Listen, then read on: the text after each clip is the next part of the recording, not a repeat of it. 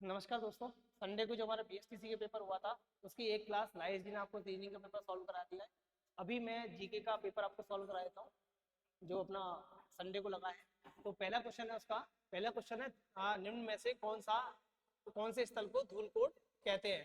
तो याद रखना, धूलकोट के नाम से आहड़ को जाना जाता है। उसको जाना जाता है, आहड़ को जाना जाता है, क्योंकि आहड़ को स्थानीय भाषा में पुराने टाइम पे आहड़ को स्थानीय भाषा में कहा जाता था धूलकोट। स्थानीय भाषा में इसे क्या कहते थे? धूलकोट कहते थे। लेकिन 11वीं कौन सी 11वीं एवं 12वीं सदी में 11वीं एवं 12वीं सदी के अंदर इस आहड़ को 11वीं और 12वीं सदी के अंदर आहड़ को अन्य नाम से जानते थे, जिसका नाम था अघाट दुर्ग, अघाट दुर्ग या फिर अघाटपुर। इस नाम से क्या कहता था, इसको जाना जाता था। लेकिन अगर आहड़ की ही बात करें अपन, तो प्राचीन अभिलेखों में, प्राचीन जो अभिलेख है या शिलालेख है, उनमें आहड़ को ताम्रवती नगरी के नाम से भी जाना जाता है। किस नाम से? आपका ताम्रवती नगरी के नाम से भी क्या है, आहड़ को जाना जा रहा है। तो याद रखिएगा, धूलकोट के नाम से स्थानीय लैंग्वेज में आहड़ को पुराने टाइम पे धूलकोट कहा जाता है। ठीक है, अगला क्वेश्चन है, राजस्थान राज्य अभिलेखागार कहाँ स्थित है? तो ये स्थित है आपका कहाँ पे? बीकानेर में स्थित है। हरिकेली संस्कृत नाटक के रचिता है आपके विग्रहराज चतुर्थ। बहुत सिंपल सा क्वेश्चन है, कई बार एग्जाम में पूछा हुआ भी है। अगला है आपका, संगीत पर लिखे ग्रंथों में से, संगीत पर लिखे ग्रंथों में से कौन से राणा कुंभा द्वारा रचित है? तो ध्यान रखना, संगीत राज राणा कुंभा ने लिखा है, संगीत मीमांसा भी राणा कुंभा ने लिखी है, सूर प्रबंध भी राणा कुंभा ने लिखा है। लेकिन रसिक प्रिया, हाँ रसिक प्रिया का एक टीका जो है वो किसने लिखी है?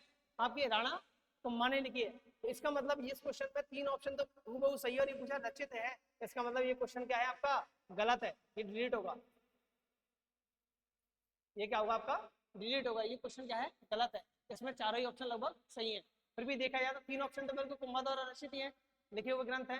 अगला क्वेश्चन आपका, महाराणा राज सिंह का शासनकाल था, सिंपल सा है, 1652 से लेकर के 1680 तक का टाइम पीरियड किसका था? आपका राज सिंह था।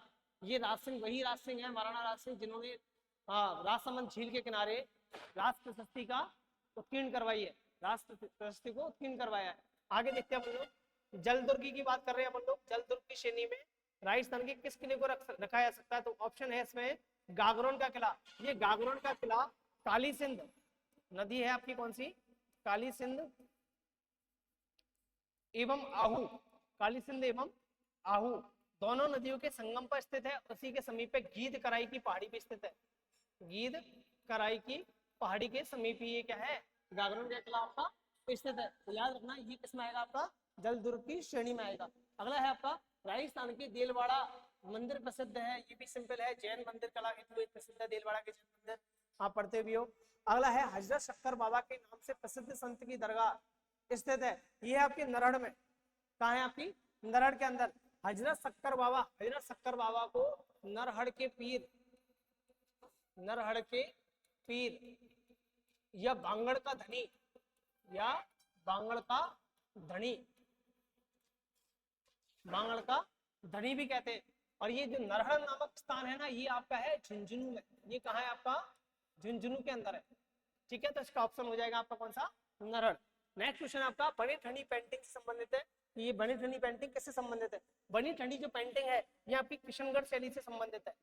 आपने पढ़ा होगा क्लास में, जब हमने डिस्कस किया था क्लास के अंदर, तो बनी ठंडी पेंटिंग की जब बात की थी, तो ये बनी ठंडी पेंटिंग आपकी भारत की मोनालिसा कहलाती है। इस पेंटिंग को क्या कहते हैं अपन? भारत की मोनालिसा, इसे कहते हैं भारत की मोनालिसा बोलते हैं। और इस भारत की मोनालिसा मतलब बनी ठंडी जो पेंटिंग है, इस पेंटिंग को बनाया था मोरध्वज निहाल चंद ने। किसने बनाया था? आपका मोरध्वज निहाल चंद ने इस पेंटिंग को बनाया था। और याद होगा, इस समय के किशनगढ़ के शासक थे वो थे सावंत सिंह, सावंत सिंह नागरीदास। सावंत सिंह नागरीदास ने अपनी प्रेयसी या रानी का जो राधा के रूप में चित्रण करवाया है, वही क्या है? आपकी बनी ठंडी पेंटिंग है। ठीक है, आगे देखते हैं अपन लोग। अगला क्वेश्चन आपका, प्रसिद्ध मीनाकारी थेवा कला से क्या है? प्रसिद्ध मीनाकारी थेवा कला को, थेवा कला का संबंध किस स्थान से है? तो ये स्थान पूछ रहा है, और स्थान कौन सा? आपका प्रतापगढ़। थेवा कला है क्या है? थेवा कला कुछ और नहीं है, मतलब ये थेवा कला प्रतापगढ़ के अंदर है। और जो कांच होता है, और कांच भी कैसा? हरे रंग का कांच। इस हरे रंग के कांच के ऊपर सोने से नक्काशी करना, यही क्या है आपकी थेवा कला है। और इस थेवा कला से जुड़ा हुआ जो कौन है आपका सोनी परिवार। सोनी परिवार आज भी थेवा कला के लिए प्रसिद्ध है। याद रखिएगा आप लोग, जो थेवा कला कहाँ की फेमस है आपकी प्रतापगढ़ की है। आगे देखते हैं, केसरिया बालम आओ नी पधारो हमारे देश को अल्लाह जलाबाई ने किस राग में गाया है। ये भी सिंपल है, आपका गाया है किसमें, मांड गायकी में। किसमें गाया है, मांड गायकी में। हम लोगों ने क्लास में डिस्कस किया था कि जितनी भी बाई है, कितनी भी देवी है, वो सब किसमें आ जाएंगी, मांड गायकी। जैसे बात करें अपन लोग अल्लाह जलाबाई की बात कर ले हम लोग, जमीलो बाई की बात कर ले हम लोग, पन्नो बाई की बात करें हम लोग, गबरी देवी की बात करें हम लोग, इन सब की बात करें, सभी का संबंध किससे, मांड गायकी से संबंधित है। इधर दूसरे ऑप्शनों पे भी निगाह मार लेते हैं हम लोग।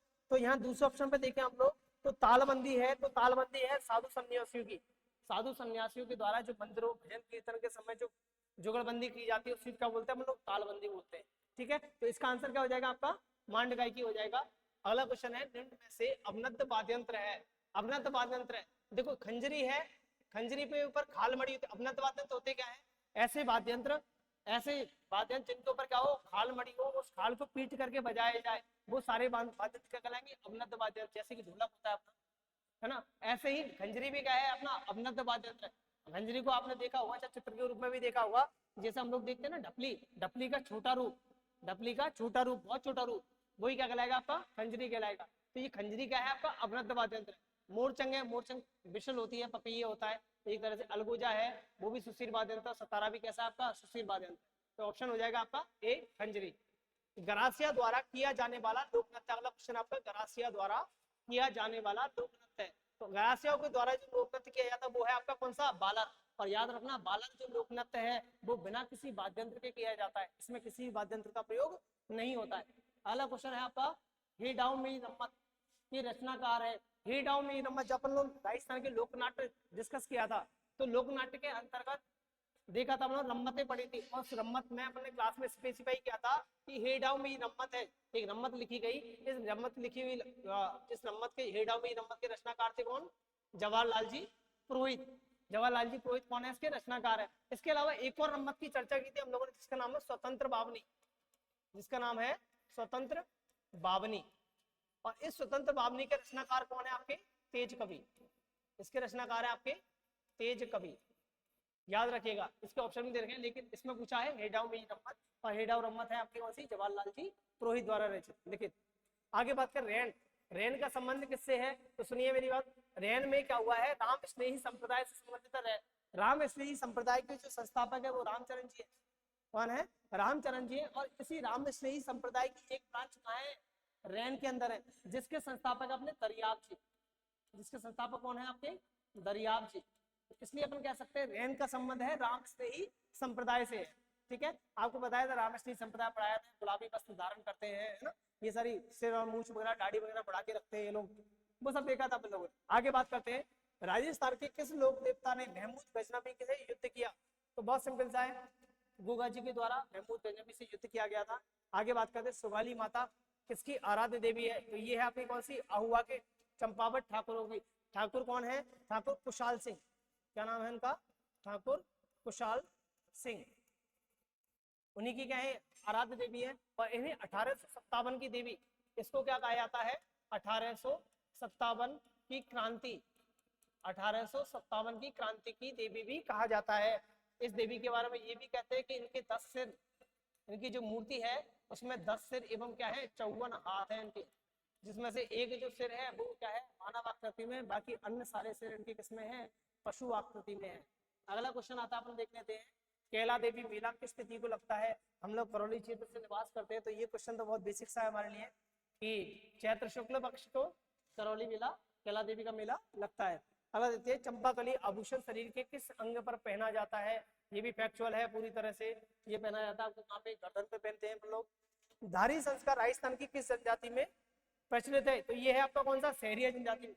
अच्छा, धारी संस्कार होता क्या है, धारी संस्कार की बात करें तो धारी संस्कार कुछ और नहीं है। धारी संस्कार में क्या होता है, मृतक को अंतिम संस्कार कर दिया जाता है उसका, उसके बाद में उसकी जो राख होती है उसे ला करके आंगन में बिछा दिया जाता है और उसे ढक दिया जाता है।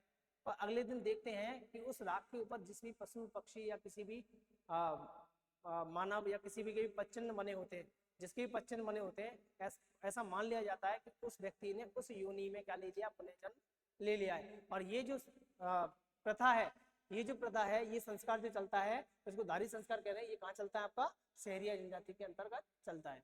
आगे देखते हैं, ये पॉलिटिकल का सेगमेंट आ गया है। हालांकि यूपी सर ने आपको डिस्कस किया होगा, वैसे मैं आपको सीधा सीधा आंसर बता देता हूँ इसके बारे में।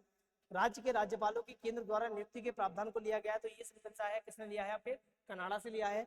अगला क्वेश्चन है, राज्यपाल की नियुक्ति के संदर्भ में कौन सा कथन आपका गलत है? गलत कथन पूछा है, गलत कथन पूछा है तो उसमें कथन दिए हुए हैं। पहला है, उसका कार्यकाल 5 वर्ष होता है, ये सही है बिल्कुल। दूसरा है, वह राष्ट्रपति के प्रसाद पर्यंत पद धारण करता है, ये भी बिल्कुल सही है।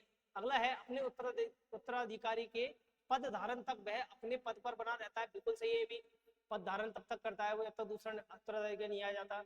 तो आगे लिखा हुआ है अपना डी ऑप्शन में, उसे महाभियोग द्वारा पदच्युत किया जा सकता है। महाभियोग द्वारा पदच्युत किया जा सकता है, ये गलत है भाई।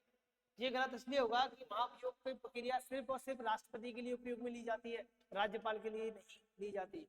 ठीक है, आगे बात करते हैं हम लोग। निम्न में से कौन सर्वाधिक समय तक राजस्थान का मुख्यमंत्री रहा है? तो बेसिक सी बात है, कौन रहे आपके? मोहनलाल सुखाड़िया रहे, लगभग 17 साल तक। लगभग कितना? 17 साल तक ये राजस्थान के क्या रहे हैं? सीएम रहे, मोहनलाल सुखाड़िया, जिनका कार्य क्षेत्र उदयपुर रहा है पूरे टाइम।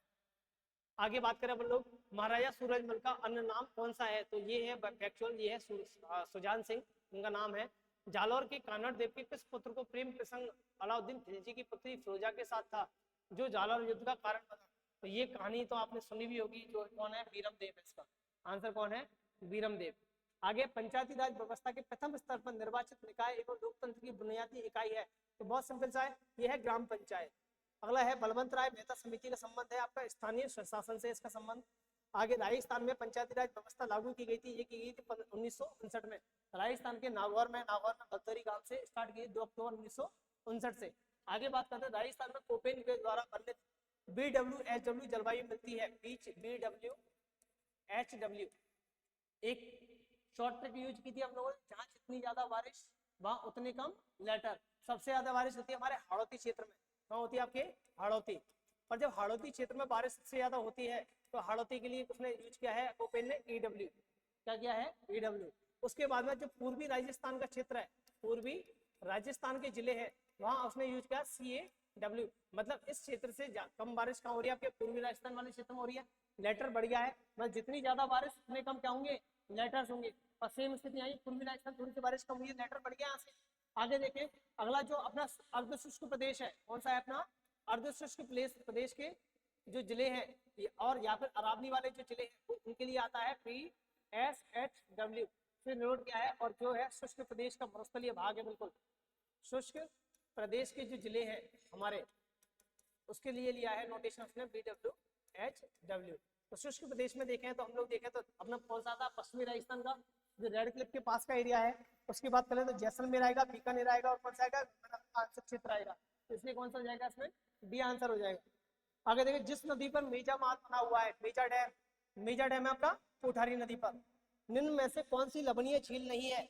डीडवाना लवणीय है, तो ये नहीं होगा। पचपदरा बाड़मेर में लवणीय है, होगा। कबो जैसलमेर में, ये भी कैसी है? लवणीय नहीं होगा। तो बीकानेर, हाँ, कपिल मुनि की तपोभूमि कोलायत, कोलायत जो झील है वो कौन सी मीठे पानी की झील है? तो इसका आंसर कौन सा हो जाएगा आपका? कोलायत। निम्न में से सुमेलित नहीं है पूछा उसने। अच्छा, त्रिवेणी संगम पूछा है।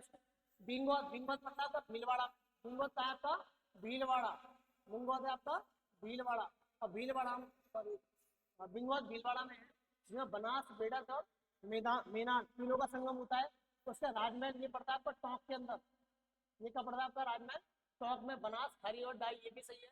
उसका बेणेश्वर जो बांसवाड़ा में है, ये पड़ता है आपका सोम मही जाकर, ये भी सही है। रामेश्वरम सवाई माधोपुर में है, इसमें चंबल, बनास और डाई, ये गलत। यहाँ डाई की जगह क्या आएगा आपका? सीप आएगा। इसका उसने पूछा है सुमिलित नहीं है, यही है, डी आंसर होगा। इसका आंसर क्या होगा? डी आंसर होगा। मतलब त्रिवेणी संगम राजस्थान में 4 ही है, 4 में नदियों का कॉम्बिनेशन देखें मतलब, तो इसमें जाकर के सीप की जगह क्या लिखा हुआ है? डाई, इसलिए क्या हो जाएगा? गलत हो जाएगा। आगे देखें, राजस्थान के किस क्षेत्र में बर्टीसोल क्या मिल रहा है? बर्टीसोल की बात कर रहा है। राजस्थान के किस क्षेत्र में बर्टीसोल मृदा पाई जाती है? जब अपन लोगों ने क्लास में डिस्कस किया था बैट से क्या बनाया था हमने? बर्टी। बैट से क्या बनाया था? बर्टी। तो बैट का मतलब क्या है? गीला। और राजस्थान का सबसे ज्यादा बारिश वाला क्षेत्र कौन सा आपका? हाड़ौती वाला क्षेत्र है नहीं भाई। तो हाड़ौती प्रदेश की जो मृदा होगी वो कैसी होगी आपकी? वर्टिसोल होगी, तो मतलब इसका आंसर हो जाएगा आपका हाड़ौती क्षेत्र। आगे बात करें, ग्रेट बाउंड्री फॉल्ट की बात कर रहा है, महान सीमा भ्रंश, ग्रेट बाउंड्री फॉल्ट, ये कहाँ है आपका दक्षिण पूर्वी हिस्से के अंदर है। आपने देखा होगा ब्रह्मचन चंबल नदी का जो प्रवेश है राजस्थान के 84 गढ़ से, कहाँ से, राजस्थान में 84 गढ़, 84 गढ़ से लेकर के कोटा तक आपने देखा होगा चंबल नदी एक गहरे खड्डे में बहती है और उसके ऊपर ये क्या करती है, उत्खात स्थली का निर्माण करती है। जब ज्योग्राफी सर ने डिस्कस की होगी आपसे तो उस दौरान बताया होगा आपको कि 84 गढ़ से चंबल क्या करती है, चित्तौड़ के 84 गढ़ से प्रवेश करती है और गहरे खड़क में बहती है और क्या करती है, कोटा तक ये गहरे खड़क में बहती है। उसके बाद में उत्खात स्थली के क्या करती है, निर्माण करती है। जो गहरा खड़क है, जो गड्ढा है, वो गड्ढा जो वही क्या है, ब्रंशन है। इसी को ब्रंशन को क्या कहा गया है, ग्रेट बाउंड्री फॉल्ट कहा गया है, जो कि अरावली को अलग करता है, दक्षिण की जो लावा पठार है हमारा उससे क्या करता है, अलग करता है इसको। ठीक है, तो इसके अंतर्गत आएगा कौन सा, दक्षिण पूर्वी हिस्सा। अगला क्वेश्चन हमारा, राजस्थान में मालपुरा करौली का मैदान है, तो ये है आपका बनास बेसिन का क्षेत्र है जिसमें मालपुरा करौली का मैदान है। उसके अंतर्गत ही आप पढ़ते हो रोही का मैदान है। उसके अलावा आप लोग पढ़ते हो उसमें पीडमांट का मैदान पढ़ते हो आप लोग, खैराड़ प्रदेश को पढ़ते हो आप लोग। तो ये सब किसमें आपका बनास बेसिन के अंतर्गत ही ये आएगा। आगे देखिए लसाड़िया का पठार, लसाड़िया का पठार राजस्थान के किस जिले में है, तो ये कौन सा आएगा आपका, उदयपुर में। आपने देखा होगा जो लसाड़िया का पठार है, आपने देखा उदयपुर, उदयपुर और कौन सा आपका चित्तौड़, उदयपुर और चित्तौड़ के बीच का जो क्षेत्र है पठारी क्षेत्र, वही क्या है आपका लसाड़िया का पठार है।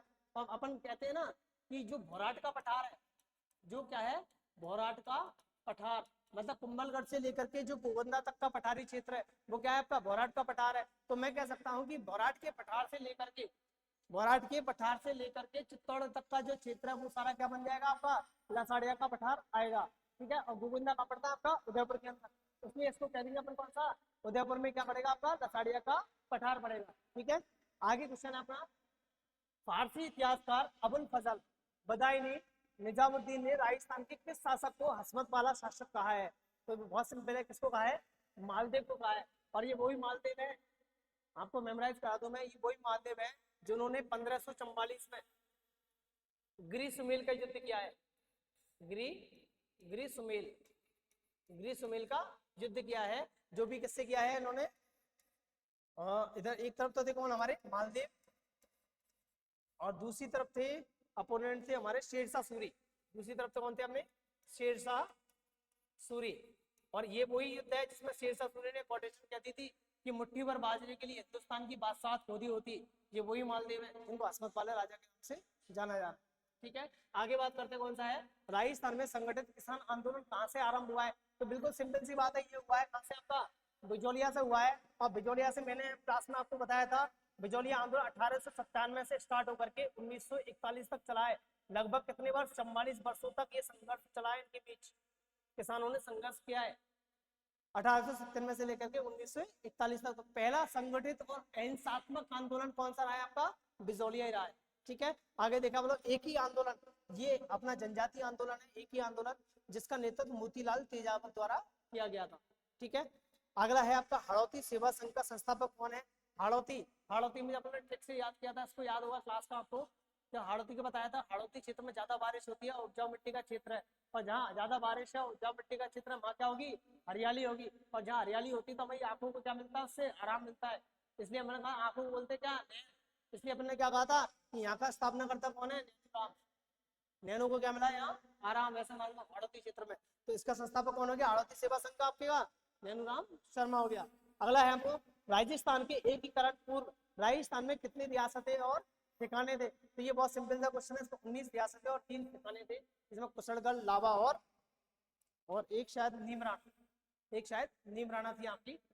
ठीक है, अगला क्वेश्चन है जो खनन से संबंधित है, खान एवं भूविज्ञान रिपोर्ट के अनुसार राजस्थान का कौन सा खनन रेवेन्यू में पहले स्थान पर आता है। ये डिस्कस के लिए अभी नरेंद्र सर आएंगे, वो आपको डिस्कस कर देंगे करंट का सेगमेंट। अभी आए के जो क्वेश्चन अपने सेगमेंट के उनके डिस्कस कर लेते हैं हम लोग। हाँ, यहाँ देख लेते हैं हम लोग, ज्योग्राफी का क्वेश्चन है ऑलरेडी। राजस्थान के ऐसे कितने जिले हैं जो केवल अंतरराष्ट्रीय सीमा बनाते हैं। अच्छा, ये क्वेश्चन थोड़ा ट्रिकी है, इस क्वेश्चन में पूछा है, क्वेश्चन समझना, राजस्थान के अंतरराष्ट्रीय सीमा बनाने वाले जिले, तो आपको अच्छी तरह से पता है अंतरराष्ट्रीय सीमा पे एक तो है हमारा कौन सा, गंगानगर, एक है हमारा बीकानेर, उसके बाद आपका आता है कौन सा आपका जैसलमेर, उसके बाद आएगा आपका कौन सा, बाड़मेर। ये 4 जिले राजस्थान के ऐसे जो क्या करते हैं, अंतरराष्ट्रीय सीमा बनाते हैं पाकिस्तान के साथ। अब इसमें क्वेश्चन ने पूछा है कि राजस्थान के केवल अंतरराष्ट्रीय सीमा बनाने वाले जिलों को पूछा है, केवल अंतरराष्ट्रीय सीमा बनाते हैं। देखो गंगानगर की सीमा हालांकि अंतरराष्ट्रीय सीमा लगा रहा है, लेकिन उसके अलावा ये पंजाब से भी सीमा लगा रहा है। किससे सीमा लगाता है, पंजाब से सीमा लगाता है। तो इसका मतलब गंगानगर काउंट नहीं होगा, केवल अंतरराष्ट्रीय सीमा में गंगानगर काउंट नहीं होगा। उसके अलावा बाड़मेर भी देख लो आप, बाड़मेर अंतरराष्ट्रीय सीमा तो बना रहा है, लेकिन साथ में गुजरात से, साथ में किससे, गुजरात से भी क्या कर रहा है, सीमा बना रहा है। तो इसका मतलब अपन बाड़मेर को भी शामिल नहीं करेंगे इसके अंतर्गत। तो केवल अंतरराष्ट्रीय सीमा बनाने वाले जिलों के अंदर कितने रह जाएंगे आपके, 2 जिले केवल अंतरराष्ट्रीय सीमा साझा करते हैं, बीकानेर और कौन सा आपका, जैसलमेर। तो इसका आंसर हो जाएगा बी, 2 जिले ही होंगे जो केवल अंतरराष्ट्रीय सीमा साझा करेंगे। एक वर्ड का अंतर बस केवल, इस वर्ड के ऊपर आंसर चेंज हो गया आपका। ठीक है, अगला क्वेश्चन है वीर विनोद के लेखक कौन है, तो ये बहुत सिंपल सा, कौन है आपका, श्यामल दास। वीर विनोद के लेखक आपके श्यामल दास। ठीक है, आगे के जो क्वेश्चन है करंट वाला सेगमेंट है, उसको नरेंद्र सर को बुला लेता हूँ मैं, वो आपको डिस्कस करेंगे। सर आ जाइए।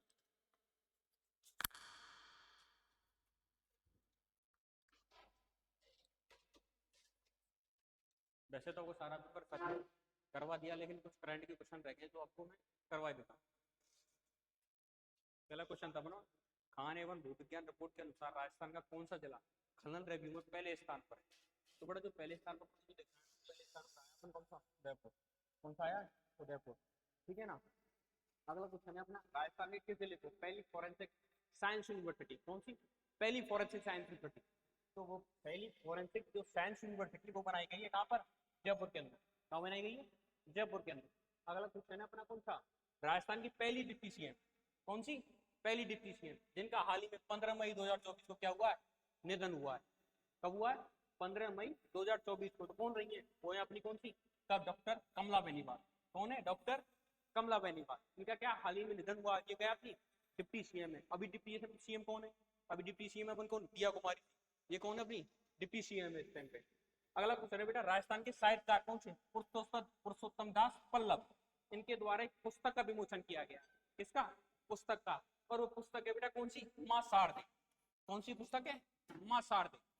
अगला क्वेश्चन है, बेटी बचाओ बेटी पढ़ाओ योजना के अंतर्गत नवाचार के तहत कॉफी विद डिविजनल कमिश्नर किस जिले में किया गया। तो ये किस जिले में किया है, ये किया बेटा पाली जिले के अंदर। किस जिले के अंदर, पाली जिले के अंदर। अगला क्वेश्चन आ रहा है, state university management system sums के लिए किस विश्वविद्यालय को नोडल यूनिवर्सिटी बनाया गया। कौन सी, नोडल यूनिवर्सिटी। और नोडल यूनिवर्सिटी बनाया गया इसका मोहनलाल सुखाड़िया विश्वविद्यालय। किसको, मोहनलाल सुखाड़िया विश्वविद्यालय।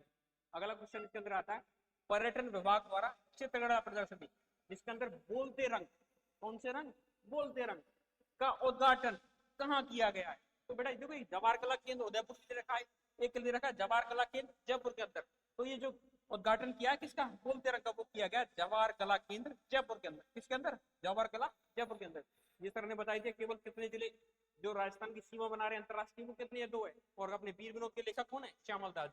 ये तो क्या करंट का सेगमेंट था, और जो कल्चर और मैथ वाला सेगमेंट है वो आपको सर करवा ही चुके हैं। ठीक है ना। आगे जो टीए वाला है वो मैम, और आगे कंटिन्यू क्लास आपकी होती रहेगी। ठीक है, धन्यवाद।